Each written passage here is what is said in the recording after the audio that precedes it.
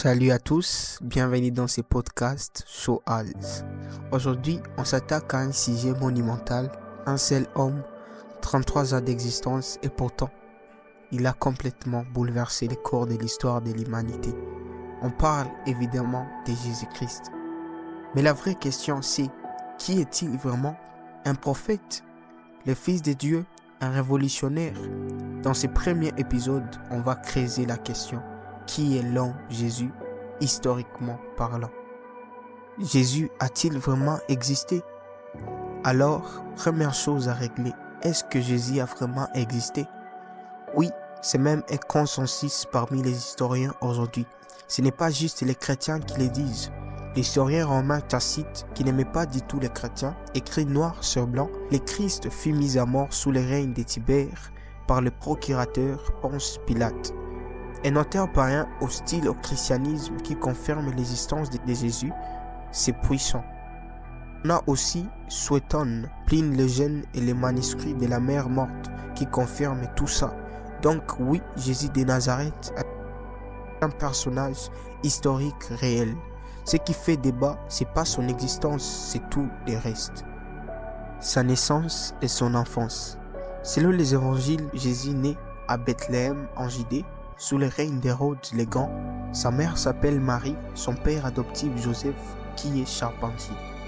Et là, c'est le point clé. Selon la tradition chrétienne, Marie conçoit par l'action du Saint-Esprit, c'est ce qu'on appelle la conception virginale. Le nom Jésus, Yahushua en hébreu, signifie littéralement Dieu sauve. Dès son nom, tout est annoncé. Puis on a l'épisode des mages venus d'Orient, guidés par une étoile, avec leur cadeau, or, encens, myrrhe. C'est devenu l'une des scènes les plus connues de toute l'histoire de l'humanité. Jésus grandit à Nazareth, en Galilée. On sait peu de choses sur son enfance. Les évangiles disent qu'il travaille avec Joseph comme charpentier, c'est tout. Mais ce qui va suivre va changer le monde. Son ministère, un message révolutionnaire.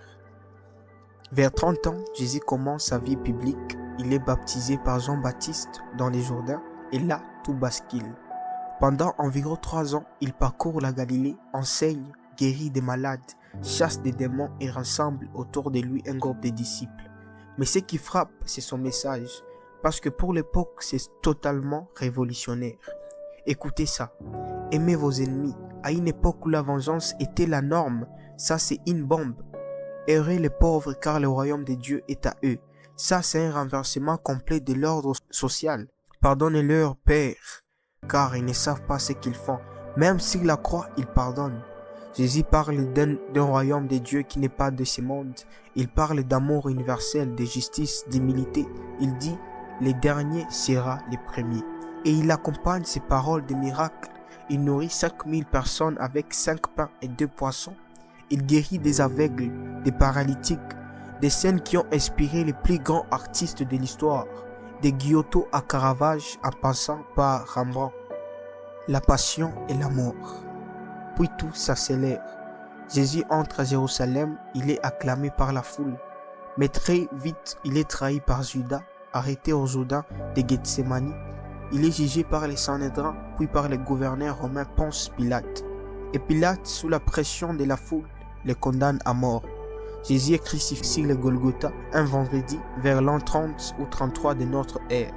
Sur la croix, il prononce cette phrase qui a traversé les siècles.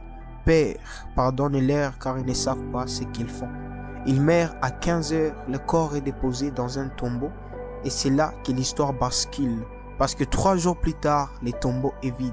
Mais ça, on en parle dans les prochains épisodes. Voilà, c'est ça l'homme Jésus, un juif de Galilée, charpentier devenu prédicateur, mort sur une croix romaine. Mais est-ce que c'est vraiment la fin de l'histoire? Est-ce qu'il est vraiment mort? Et surtout, comment un homme mort il y a 2000 ans a-t-il pu devenir le personnage les plus influents de toute l'histoire de l'humanité? Réponse dans l'épisode 2. Abonne-toi, active la cloche et à très vite.